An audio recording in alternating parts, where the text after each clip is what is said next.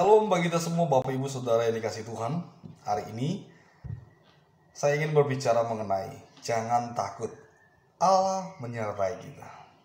Bapak Ibu Saudara, ketika kita melihat kisah di dalam kitab Matius pasal yang ke-14 ayat 22 sampai 33, di situ jelas sekali ya, kita melihat betapa takutnya para murid menghadapi situasi yang tidak pernah mereka lihat sebelumnya.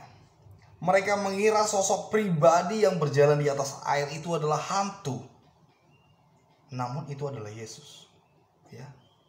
Ini membuktikan bahwa iman para murid begitu lemah. Betapa kurang percayanya mereka, padahal mereka sudah bersama-sama dengan Yesus. Hal ini juga menggambarkan bagaimana kehidupan kita, Bapak Ibu. Kita percaya kepada firman Tuhan, kita sering ibadah, namun kita tidak pegang firman Tuhan. Sehingga seringkali pandangan kita, fokus kita selalu lari kepada masalah, bukan kepada kuasa Tuhan Yesus. Saat ini ada begitu banyak masyarakat, ada begitu banyak orang-orang sedang takut karena satu virus yang menyebar, yang membuat mereka harus selalu menjaga kesehatan, lingkungan, ya, dengan mewaspadai, pakai masker, sanitizer, dan sebagainya. Tentunya adalah hal yang wajar. Namun kita melihat dampak ketakutan yang dia alami banyak orang membuat hubungan itu bisa sedikit demi sedikit itu terputus. Ya. Membuat sedikit demi sedikit itu kita bisa menjadi sakit hati. Nah, Bapak Ibu Saudara dikasih Tuhan, tidak hanya virus yang membuat orang ketakutan, tapi jauh lebih dari itu adalah kematian. Bahkan hal-hal yang tidak kelihatan. Bahkan situasi yang membuat kita tidak dapat berbuat apa-apa. Ada begitu banyak yang membuat orang menjalani kehidupan ini selalu takut. Namun apa kata Tuhan Yesus bersama para murid yang sedang ketakutan pada waktu itu? Tuhan Yesus katakan jangan takut. Artinya beranilah, melangkahlah, percayalah. Artinya bahwa kata takut ini sebenarnya memberikan suatu kekuatan kepada mereka, bahwa mereka harus memiliki pengharapan kepada Yesus. Ya, membangkitkan keberanian mereka lebih lagi. Bahkan tanpa disadari, kata jangan takut adalah satu janji Tuhan kepada mereka, di mana mereka Tuhan akan selalu sertai. Bapak Ibu Saudara yang dikasih Tuhan, pertanyaan sama kita, apakah ya pandangan kita sudah tertuju pada firman Allah atau kepada Yesus? Atau sebaliknya, malah kita hanya tertuju kepada setiap masalah demi masalah yang kita alami saat ini. Sekalipun kondisi saat ini kita tahu betapa viralnya virus corona yang mengancam kesehatan kita, ya, bahkan mengancam nyawa kita taruhannya. Maka lewat firman Tuhan yang kita bahas hari ini, jangan sampai ya itu membuat kita ragu-ragu akan percaya kepada kuasa Tuhan. Jangan sampai membuat kita bimbang akan percaya kepada siapa, ya. Dan jangan sampai itu membuat kita selalu jauh daripada Tuhan. Ya.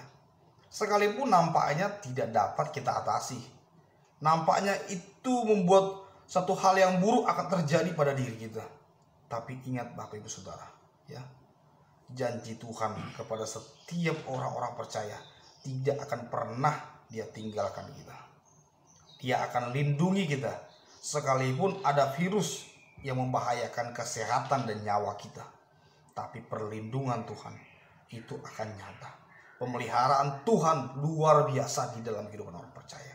Maka hal yang harus kita lakukan yang pertama, hiduplah di dalam doa.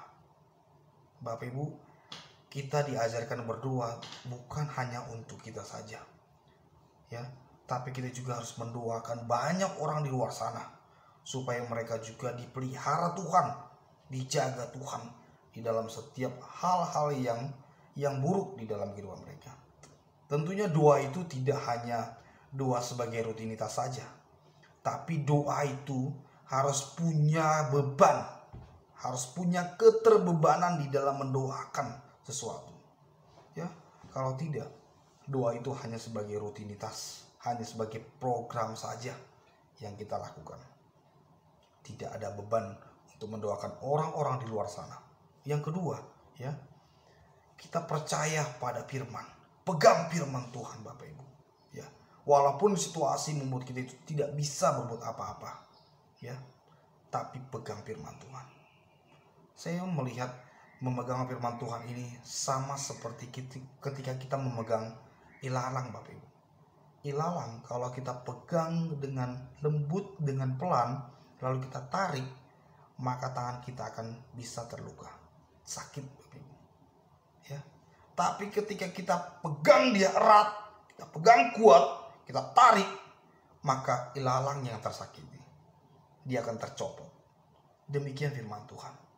Ketika kita ragu di dalam memegang firman Tuhan, kita sedikit banyaknya akan terbawa arus. Kita tidak akan kuat, Bapak Ibu. Jadi pegang firman Tuhan selalu. Yang ketiga, ya, arahkan pandangan kita kepada Yesus, bukan kepada setiap masalah yang kita lalui. Ya.